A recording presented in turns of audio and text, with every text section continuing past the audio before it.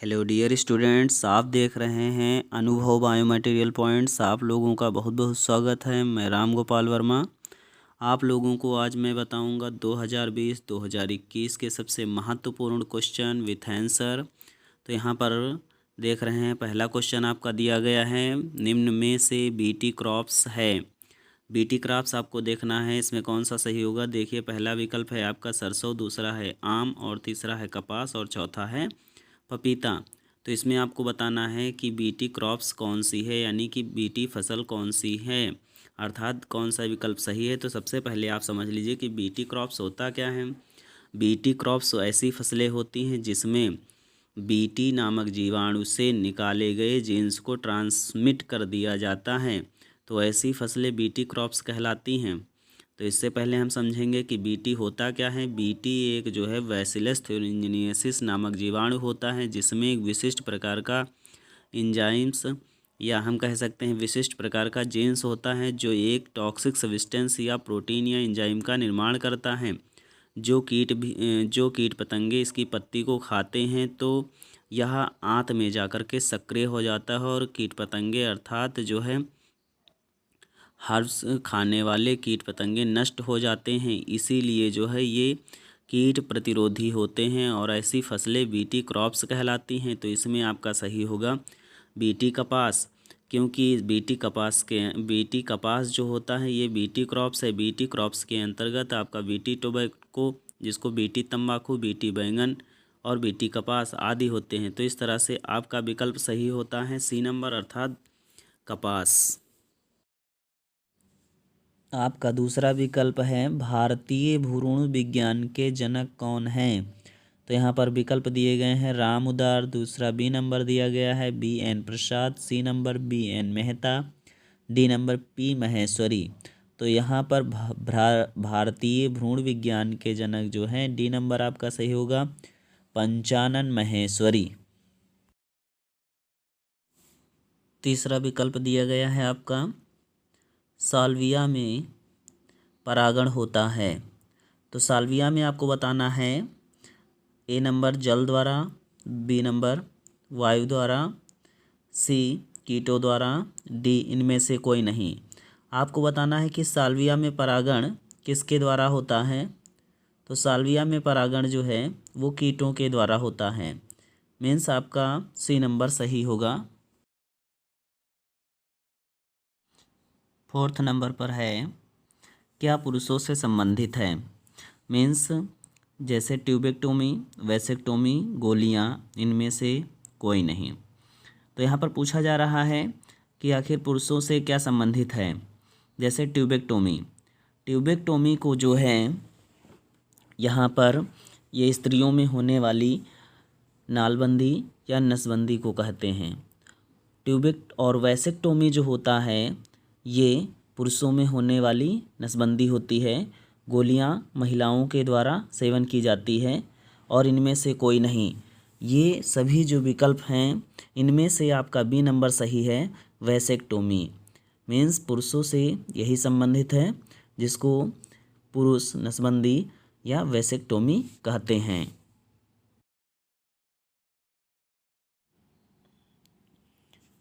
इसमें question number 5 देखेंगे, सहायक जनन प्रौद्योगिकी है।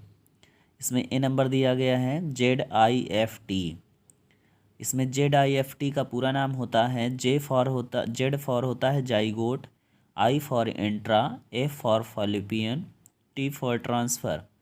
मीन्स इसमें जाइगोट बनाने के उपरांत फॉलिपियन नलिका में ट्रांसफ़र कर दिया जाता है इंस्ट्रूमेंट का माध्यम से, इसीलिए इसको जिफ्ट कहते हैं।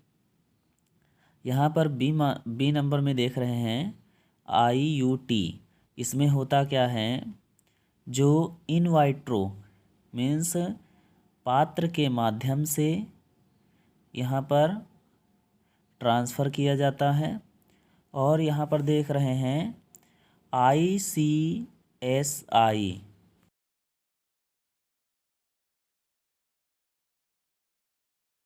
बी नंबर में दिया गया है ICSI का पूरा नाम होता है इंट्रासाइटोप्लाज्मिक स्पर्म इंजेक्शन। इसमें होता क्या है, एक अंतःकोशिकीय जो द्रव्यीय शुक्राणु होता है उसको पिपेट के माध्यम से अंडाणु में इंजेक्ट करा दिया जाता है। तो इस प्रकार से जितनी भी इसमें प्रक्रियाएं दी गई हैं वो सभी जो है सहायक जनन प्रौद्योगिकी के अंतर्गत आती हैं, इसलिए यहाँ पर डी नंबर सही होगा। उपरोक्त 6 नंबर आपका क्वेश्चन है, आणविक कैंची किसे कहते हैं। तो इसमें आणविक कैंची का मतलब होता है कि आणविक पदार्थ या जैविक अणु जो होता है जिसको बायोमॉलिक्यूल्स कहते हैं उसको काटने का काम कौन करता है। तो उसे ही जो है जैव आणविक कैंची या चाकू के नाम से जाना जाता है। तो इसमें देख रहे हैं कि जो आपका REE लिखा हुआ है ए नंबर पर, इसका पूरा नाम होता है रिस्ट्रिक्शन एंडोन्यूक्लियेज एंजाइम। ये क्या करता है, DNA के अणुओं को फ्रेगमेंट्स में बांटता है या काटने का काम करता है, और लाइगेज एंजाइम DNA को जोड़ने का काम करता है। यहाँ पर लाइपेज एंजाइम डाइजेस्टिव एंजाइम है, और डी नंबर पर दिया गया है B एंड C, मतलब B और C विकल्प सही है। तो यहाँ पर इसमें आपको देखना है कि कौन सा विकल्प सही है। तो पहला आपका सही होगा, क्योंकि रिस्ट्रिक्शन एंडोन्यूक्लियेज एंजाइम ही जो है जैव अणुओं को काटने का काम करता है।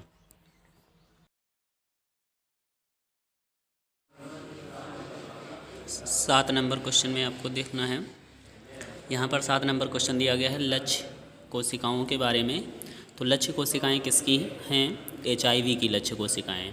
HIV वास्तव में एक वायरल डिसीज है जो हमारे शरीर के इम्यून सिस्टम को समाप्त कर देता है। तो इसमें आपको ये बताना है कि HIV की लक्ष्य कोशिकाएं किसे कहते हैं। तो यहाँ पर देख रहे हैं TH4, B नंबर है RBC, C नंबर है प्लेटलेट्स, और डी नंबर है इयोसिनोफिल्स। यहाँ पर TH4 का नाम सुना होगा, T4 लिम्फोसाइट्स का नाम सुना होगा।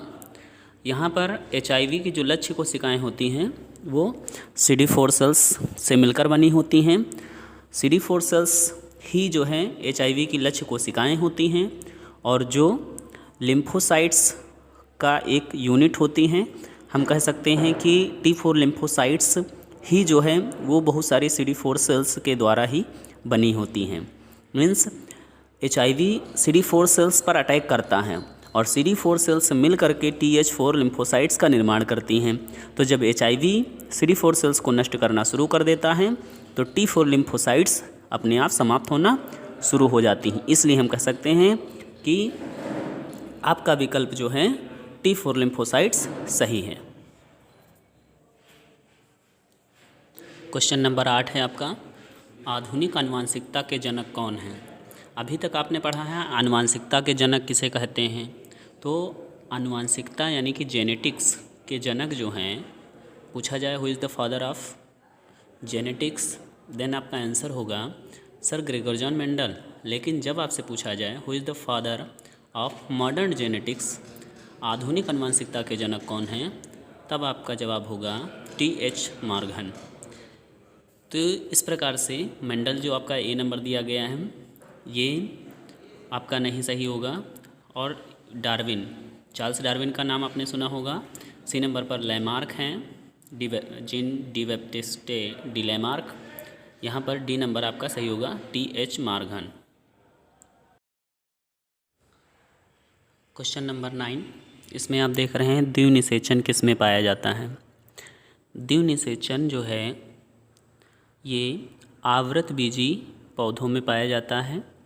आवृतबीजी पौधे किसको कहते हैं, जिनके जो बीज जो होते हैं वो आवरण युक्त ना हो, अर्थात ढके ना हो, तो उनको जो है, जिनके बीज आवृत या ढके हुए ना हो तो उनको अनावृत बीजी कहते हैं, और जिनके फल या बीज जो है आवरण युक्त हों उनको आवृत बीजी कहते हैं। शैवाल आप जानते हैं नम स्थानों पर उगने वाले सूक्ष्म एक कोशिकीय या बहुकोशिकीय पादप होते हैं।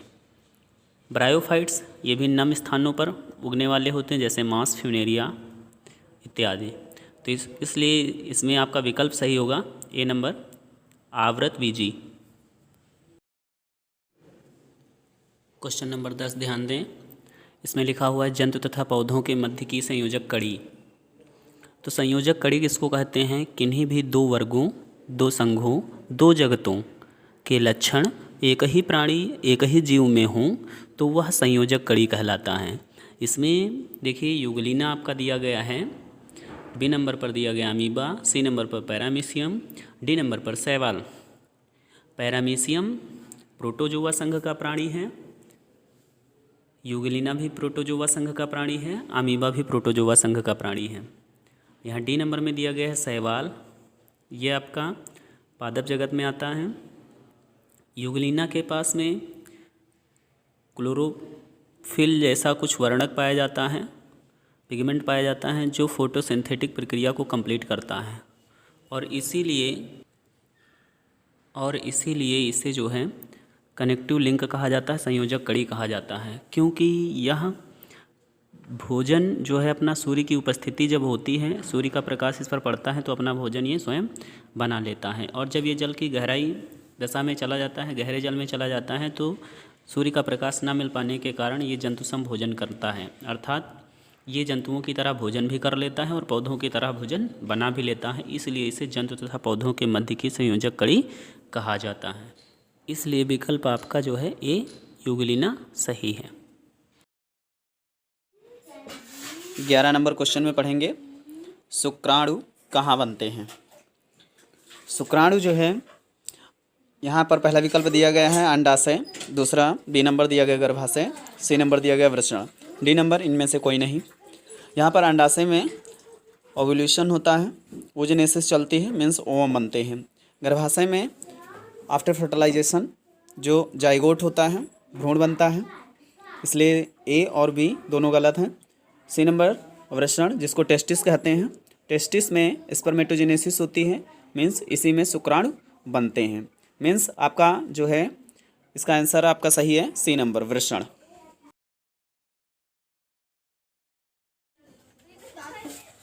12 नंबर क्वेश्चन में आप पढ़ेंगे पेनिसिलिन की खोज किसने की। पेनिसिलिन की खोज यहाँ पर आपके विकल्प दिए गए हैं। ए नंबर पे एडवर्ड जेनर, बी नंबर में एलेक्जेंडर फ्लेमिंग और सी नंबर पर दिया गया है एम.एस. स्वामीनाथन, डी नंबर पर दिया गया रामदेव मित्र।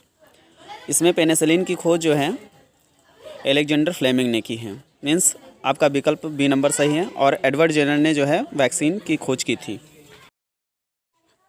13 नंबर क्वेश्चन आपको दिया गया है पुष्पीय पादप का कौन सा भाग अगुणित होता है। अगुणित होने का मतलब ये होता है कि इसमें एन और 2n गुणसूत्रों की संख्या अगर दो गुणित है, मीन्स 2n है, तब वहाँ पर गुणसूत्रों की जो संख्या है वो दो गुना कही जाती है। अगर n कहा जाए, अगुणित कहा जाए, तो गुणसूत्रों की संख्या वहाँ पर आधी मानी जाती है। तो इसमें कहा गया है पुष्पीय पादप का कौन सा भाग जो है अगुणित होता है। अगुणित का मतलब गुणसूत्रों की संख्या आधी हो, तो जड़ में तो हो नहीं सकता, अर्थात पहला विकल्प आपका ए नंबर जड़ लिखा हुआ है जो कि गलत है। युग्मनज में भी जो है आपका अगुणित जो है जो गैमेट मिलकर के बनते हैं तब इसको द्विगुणित कहते हैं। पत्ती में भी जो है द्विगुणित संरचना होती है। और नर युग्मक जो होता है, जो नर युग्मक हो या मादा युग्मक हो, तो ये हमेशा जो है अगुणित होते हैं और इसीलिए आपका जो है विकल्प नंबर डी सही है।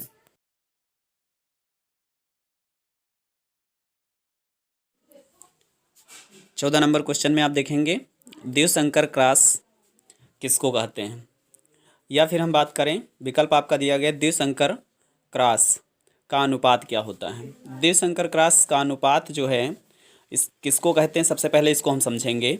जिसमें दो से अधिक तुलनात्मक लक्षणों को ध्यान में रख कर क्रॉस कराया जाए तो वह द्विसंकर क्रॉस कहलाता है। और इसका अनुपात आपने मेंडल के 3rd लॉ में लॉ ऑफ असॉर्टमेंट में पढ़ा है, जिसका अनुपात 9:3:3:1 आता है। तो इसलिए विकल्प नंबर आपका जो है सी सही है।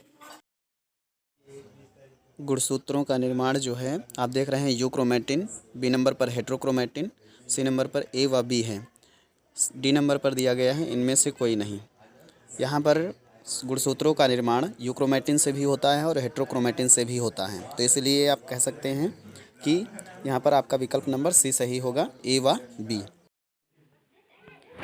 क्वेश्चन नंबर 16 में आप देखेंगे लिखा हुआ है राष्ट्रीय वन्य जीव अधिनियम कब पारित हुआ था। तो यहाँ पर राष्ट्रीय वन्य जीव जो है आपका पहला विकल्प है 1972, बी नंबर दिया गया है 1974, सी नंबर दिया गया है 1976, डी नंबर दिया गया है 1978। तो इसमें आपका विकल्प नंबर ए सही है 1972, मीन्स राष्ट्रीय वन्य जीव अधिनियम आपका कब पारित हुआ था? 1972 में पारित हुआ था।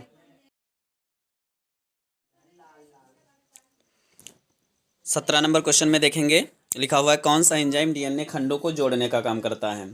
तो स्टूडेंट्स ध्यान दें, लाइपेज एंजाइम आप जानते हैं, ये आपका डाइजेस्टिव एंजाइम है। रिस्ट्रिक्शन एंडोन्यूक्लियेज एंजाइम जो आपने पढ़ा रखा है पहले से ही कि यह डीएनए को रिस्ट्रिक्ट करता है, मीन्स डीएनए फ्रेगमेंट्स में चेंज करने का काम करता है।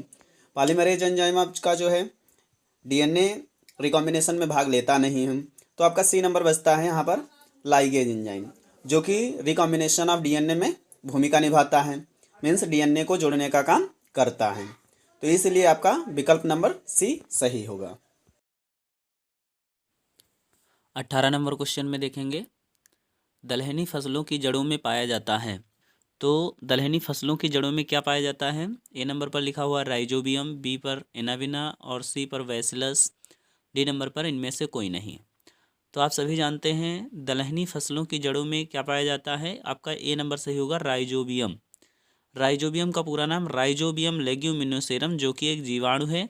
यह दलहनी फसलों की जड़ों की गांठों में पाया जाता है, जो वायुमंडल की स्वतंत्र नाइट्रोजन को नाइट्रोजन फिक्सिंग के बाद में पौधों को उपलब्ध कराता है नाइट्रोजन यौगिकों के रूप में, और बदले में पौधे जो होते हैं इसको फूड मटेरियल प्रदान करते हैं। यहाँ पर बात करें कि जो है इनका संबंध राइजोबियम लेग्यूमिनोसेरम का संबंध दलहनी फसलों से किस प्रकार से है, तो यह एक जो है बहुत फेमस इसका उदाहरण है कि जिसे हम सहजीविता कहते हैं। सहजीविता में हम देखते हैं कि कोई ऐसे दो जीवधारी होते हैं जो एक दूसरे को लाभ पहुंचाते हुए जीवन व्यतीत करते हैं और किसी को नुकसान नहीं पहुंचाते हैं, तो उसे हम सहजीविता या सिम्बायोसिस कहते हैं। यहाँ पर देख रहे हैं क्वेश्चन नंबर 19, प्रोटीन की प्रचुरता वाला पादप है। तो यहाँ पर प्रोटीन की प्रचुरता वाला पादप जो है, पहला नंबर विकल्प दिया गया है मॉस, बी नंबर दिया गया है स्पाइरुलाइना, सी नंबर दिया गया है यूलोथ्रिक्स, डी नंबर दिया गया है स्पाइरोगाइरा। इसमें पूछा गया है कि प्रोटीन में सबसे ज़्यादा मात्रा जो है किसमें पाई जाती है, तो आपका विकल्प सही है बी नंबर स्पाइरुलाइना, क्योंकि यह एक सिंगल सेल प्रोटीन है जो कि एक प्रोटीन का बहुत ही अच्छा स्रोत है, और इसीलिए विकल्प नंबर आपका बी सही होता है। क्वेश्चन नंबर 20 देखें, लिखा हुआ है जीव विज्ञान, जंतु विज्ञान तथा वनस्पति विज्ञान का जनक किसे कहते हैं। तो यहाँ पर यदि आप इस क्वेश्चन का आंसर जानते हैं तो हमारे कमेंट बॉक्स में जा कर के कमेंट करके बताएं कि इनका आंसर क्या है, और कमेंट में ये लिखना ना भूलें कि आपने 20 क्वेश्चन में से कितने क्वेश्चनों के आंसर जो है आपने सही दिया है।